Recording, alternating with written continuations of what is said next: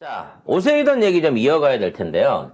자, 지금 토목공사 저거는 지도는 안 드리고 식당을 뽑아가지고 식당을 대기업한테 줘가지고 정치자금 만들려고 하는 짓 같고 지금 계속해서 그 수상버스를 네, 무리해갖고 수상버스. 강행을 하고 있죠. 근데 강행할 수밖에 없는 게 이미 뭐 수천억 원대 예산을 다 지급을 해버렸더라고. 그래서 원래는 올해부터 운행을 한다고 했는데 올해 하는 거를 이제 납품된 게 없으니까 포기를 하고 내년 2월 달에 한다고 기간을 이제 미뤘어요. 근데 문제는 뭐냐? 기반 시설들이 전혀 안 돼 있다는 겁니다. 메인인 여의도 선착장인데 지금 현재도 전혀 공사가 진척이 안 돼 있는 상황이라고 합니다. 한번 상황을 볼까요? 네, 서울시가 지난해 여의나루역 근처 한강에 약 300억 원을 들여서 각종 편의시설이 입점된 선착장을 만들겠다면서 민간 사업자 선정까지 마쳤죠. 이거를 단독 입찰해갖고 어떤 사람이 받아갔는데 네. 이 사람이 최 씨인지 김 씨인지 확인을 좀 해봐야 될 것 같아요. 그 얘기도 뒤에 있고요. 네. 네, 그런데 완공 예정일이 올해 2월이었는데 이미 지금 훌쩍 넘겼죠. 아직 건물 뼈대조차 세우지 못한 상황이고 공사 표지판에는 심지어 건축 시작 월일, 완공 예정일은 아예 연도조차 쓰여지지 않은 상태라고 합니다. 또 알고 보니까 이 업체 측이 5차례나 공사기간 연장을 요청해서 완공을 올해 12월까지 미룬 사실이 확인됐습니다. 저는 이게 겁나게 걱정되는 게요. 아이고, 이게 이제 국비로, 이게 짓는 거는 300억을 국비로 들여갖고 일단 지어요. 그래서 얘한테 쉽게 말하면 입찰로 해갖고 사업권을 판매를 한 거거든요. 얼마를 받았는지 모르겠어요. 이 300억짜리 사업권을 몇 년에 얼마를 받았는지 모르겠는데 여기 들어가는 300억 원의 예산은 공사비입니다. 근데 공사를 안 하고 있는 상황에서 얘가 사업권을 받아갔단 말이에요. 그렇죠. 그럼 그 안에 매점도 있을 것이고 뭐 여러 가지 그렇죠. 뭐 편의점도 있을 것이고 나는 이거를 팔아먹은 게 아닌가 이미. 처음에 본인이 낙찰 받아가지고. 그렇지, 낙찰을 받아갖고 자기가 직영하지 않고 이거를 이미 팔아먹고 튄 게 아닌가라는 걱정이 들어요. 이거 대표적인 분양 사기 중에 하나거든요, 이런 게. 그러면 지가 따로 공사를 열심히 하고 부대 저기를 할 필요가 없어요. 부지를 닦아주고 위치를 준 거는 시비하고 포함해갖고 공사를 진행을 하지만 이건 지가 돈을 들여서 건물을 올리고 뭐 매점을 해야지. 짓고 이걸 지가 해야 되는 거거든요. 그렇죠. 근데 이거를 이미 분양을 쳐버리고 그걸 통해서 분양 수익 계약금 내지는 거기에 관련된 분양 수익을 얻고 난 상태에서 얘가 튀었기 때문에 이걸 안 하고 있는 게 아닌가라는 생각이 들어요. 일단 그런 내용은 아니었는데 지금 저는 그 의심이 든다는 거예요. 왜? 초기화. 이 느낌에 대한 초기화. 그러면 이 사람들은 서울시에 가서 항의를 해봤자 서울시는 야, 그거 우리하고 상관없는 거야. 나는 이 업자한테 얘 개인한테 얘 준 거야. 근데 그 개인이 없어. 중간에 이거를 받아 먹은 애가 돈만 받아 챙기고 없어. 그럼 그거를 혹시라도 사기 분양을 받았거나 거기에 대해서 완공을 해놓고 들어가기를 기다리고 있는 사람은 이른바 우리 뭐 전세 사기나 입주 사기처럼 아파트 중도금 다 냈는데 들어갔더니 건물이 아예 안 지어 있는 상황으로 가고 있는 사기의 전조가 아닌가 싶다는 거죠. 왜냐면 그게 안 당하려 그러면 이건 진짜로 대기업이나 원래 이런 걸 하는 이름 있는 규모가 있는 데다 줘야 돼요. 근데 진짜 이 사람, 그 사업권을 따낸 사람도 개인 이름으로 따낸 거고 되게 희한한, 그러니까 특혜를 받았다는 얘기가 나오고 있거든요. 관련된 내용 한번 볼게요. 뉴스가 있어요. 네, 요 MBC 단독 보도 내용으로 나온 내용인데요.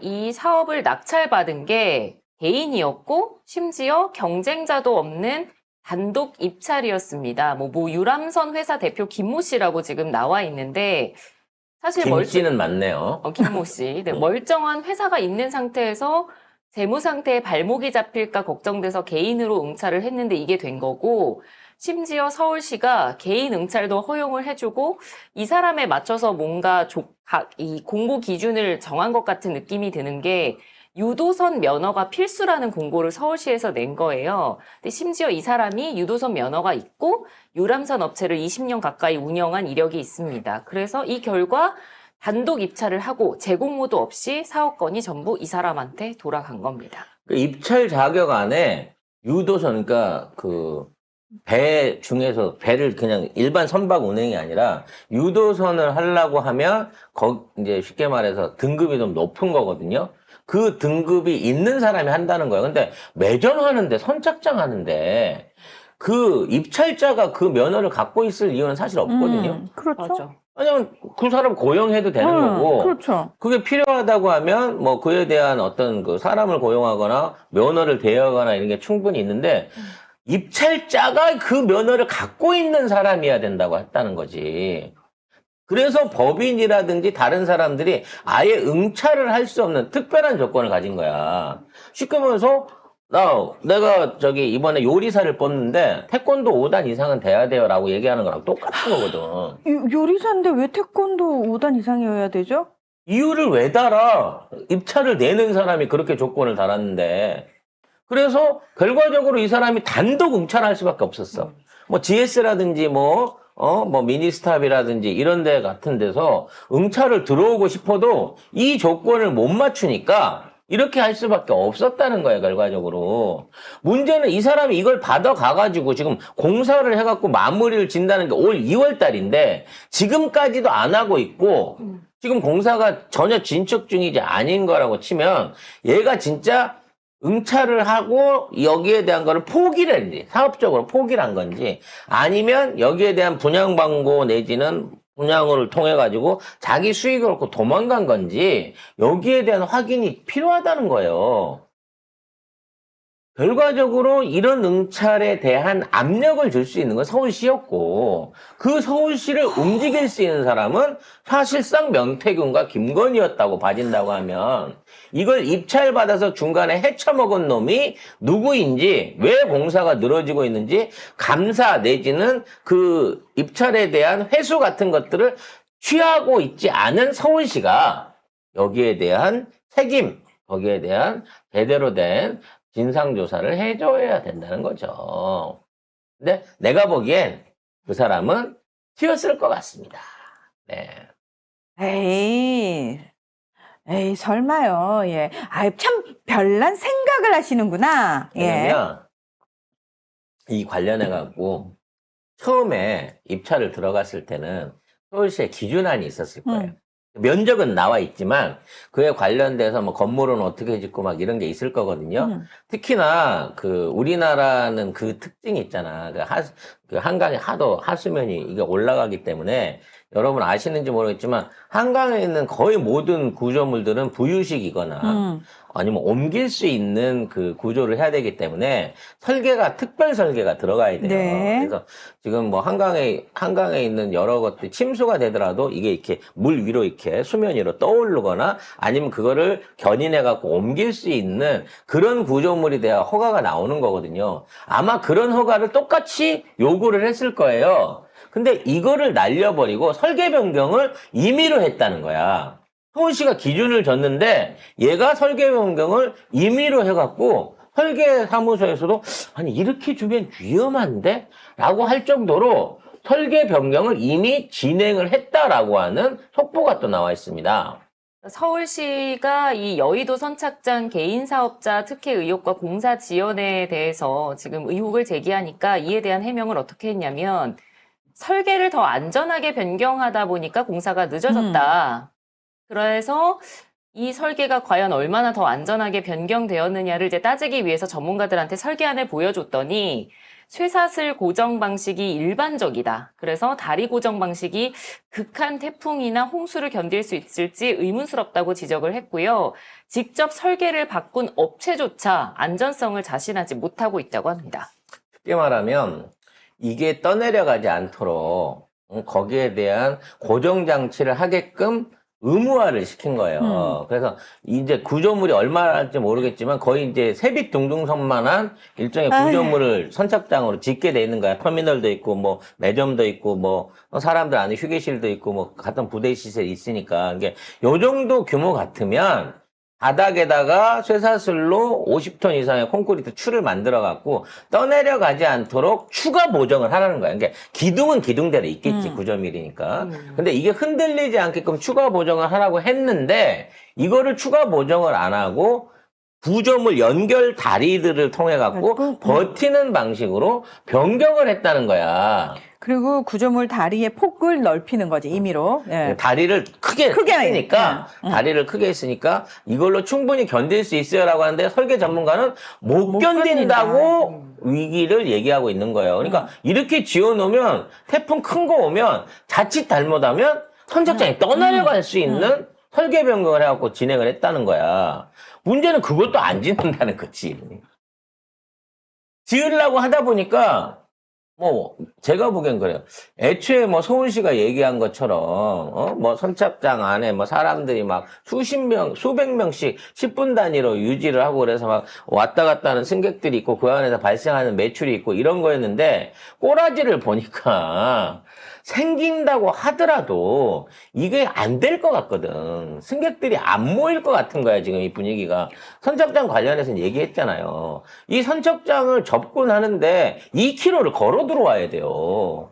최소한 강변에서 선착장까지 들어오는 2km 이상을 걸어 들어와야 돼. 그리고 교통편하고 연계도 안 돼. 심지어 속도도 느리고, 말한 대로 뭐 1시간이면 뭐 한강을 2시간이 걸려도 이게 안 되는 거야. 사업을 알면 알수록 이거는 망하는 사업인 거거든. 수상택시랑 똑같은 상황인 거야. 근데 이거를 입찰을 한 애가 해놓고 보니까 아 이거 안 될 것 같은데? 라고 해갖고 무단으로 서울시가 제시하고 있는 기준을 무시하면서 지가 설계 변경을 해갖고 해버린 거지. 해버린 거예요. 이게 승인이 난다는 게 더 말이 안 되는 거야. 그렇지. 해버렸는데 중요한 거는 전문가들도 이건 다 안 된다라고 얘기를 하고 있는데 그것도 안 지었으니까 할 예. 말이 없는 거죠. 결국은 공사비를 줄이려고 이 짓거리를 했는데 문제는 이 짓거리까지 했는데도 공사를 안 하고 있다는 게 더 큰 그렇죠. 문제인 거죠. 올 2월에 해야 됐는데 내년 2월, 내후년 2월까지도 안 될 것 같다는 거예요. 그리고 최종 감리 업체가 MBC 취재가 시작되니까 그러면 쇠사슬 체인 추가하는 방안을 검토 중이라고 알려왔대요. 결과적으로 우리 어느 지점에서 먹튀가 나오게 될 겁니다. 이러면 이제 또 난리가 나겠네요. 오세훈이 이 서울시장을 사퇴하고 대선 후보로 나서는 순간 바로 이런 데서 펑크가 펑펑 나오겠네요. 나오면서 돈은 어디로 갔나? 세훈이는 모른다네. 이렇게 가는 거죠. 또 질질 짜면서 자기는 서울 시민을 위해서 애쓴 죄밖에 없는데 자기를 이렇게 마녀사냥한다고 또 질질 짜겠네? 아주 그냥 질질 짜는 게 오세훈이 서울을 또 망치고 있는 게 버스 노선을 조절하려고 생각을 하고 있는 모양입니다. 즉 기존에 있는 버스 업자들 중에 누구한테 몰아주기를 하거나 새로운 업자를 끌어들이려고 하는 이게 속셈이 아닌가 싶은데요. 기존에 있는 사람들 빼버리고 자, 어떤 뉴스인지 한번 보도록 하겠습니다. 네, 오세훈 서울시장이 시내버스 운영에 대한 대대적인 개편을 예고했습니다. 공공을 물렁하게 봤다. 극도의 인내심으로 참아왔다. 민간 자본이 들어와서 해집는 일은 없도록 하겠다라는 메시지를 냈는데요.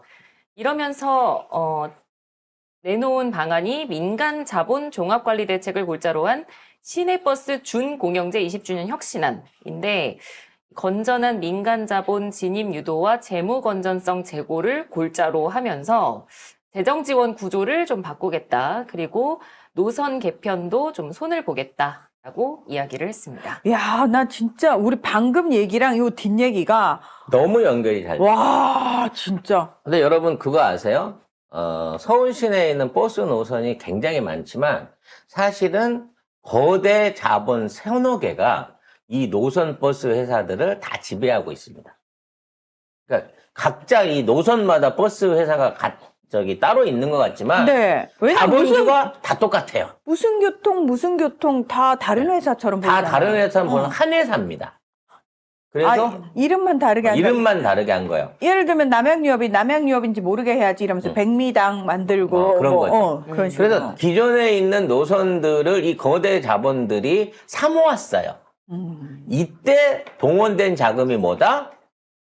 우리가 잘 알고 있는 라임 옵티머스.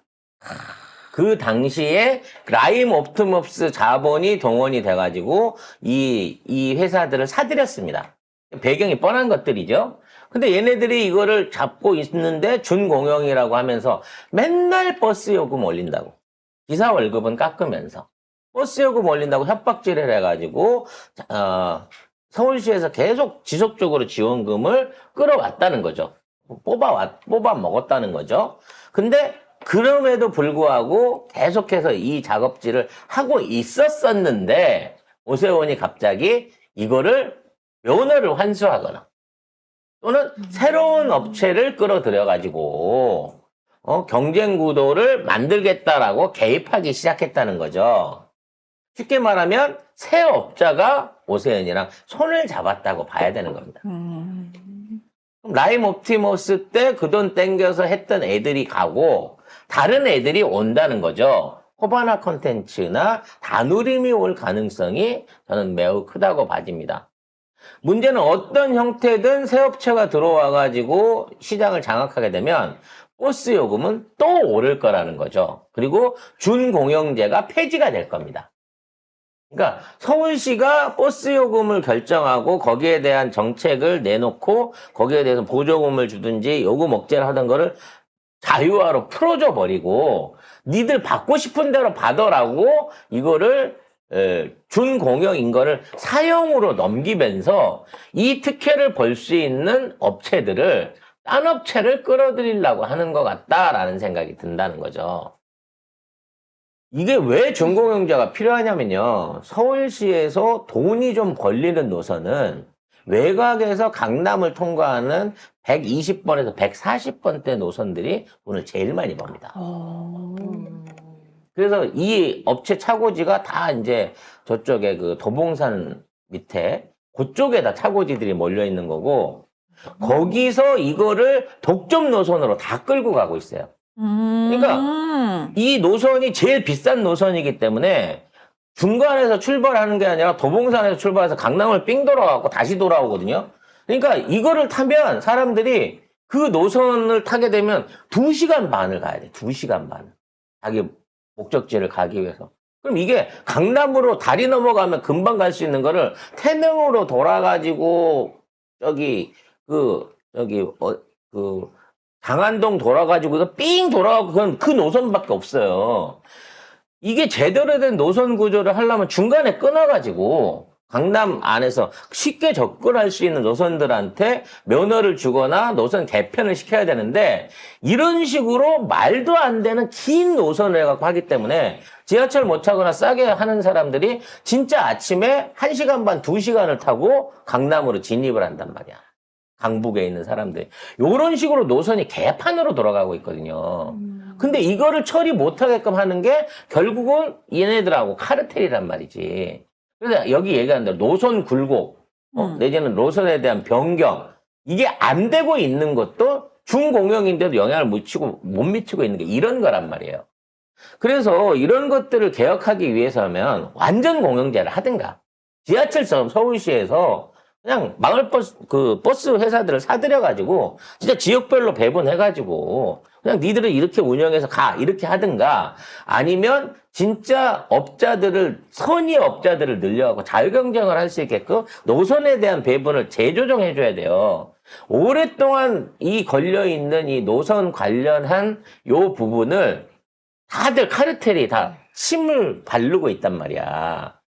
강북에서 강남 들어가서 돌아오는 노선에 대해서 아마도 이 노선을 누군가가 뺏으려고 하고 있지 않느냐라는 생각을 해보게 됩니다. 야, 아니 그런 사람들이 돈을 버는구나. 그래서 제가 그걸 벌어보기 위해서 정치를 하기만 했으면 정말 돈을 쉽게 벌 수 있는, 돈이 다 보이는 거야. 얘가 말을 꺼낼 때는 이게 다 뭘로 돈이 되는지가 빤히 보인다는 거죠. 근데, 너무 생각이 똑같으시니까. 근데 왜 지금 이 시기에 이런 것들이 집중돼서 나오느냐를 생각해 봐요. 네. 제가 보기엔 오세훈이 요거 정리해놓고 빨리 이거 지금 본인이 어디 가야 되는구나. 이게 사퇴하고 또 그러니까 대선에 나오려고. 대선에 나오려고 지금 준비 작업을 치고 있다는 생각이 들어요. 아, 근데 명태균 만나서 4번 질질 짠 놈이 대선에 나올 수 있나요? 왜냐면 이제 이게 나중에 다 밝혀지게 되고 이게 뭐 어떤 형태로든지 제가 늘 말 명태균과 수뢰 혐의나 뭐 이거 거래 관계가 커지게 되면 그때는 바로 공직자로 처벌을 받을 수 있는 상황이거든요. 그러니까 할 수 있을 때 지금 빨리 해놓고 날르려고 하는 게 아닌가라는 생각이 듭니다.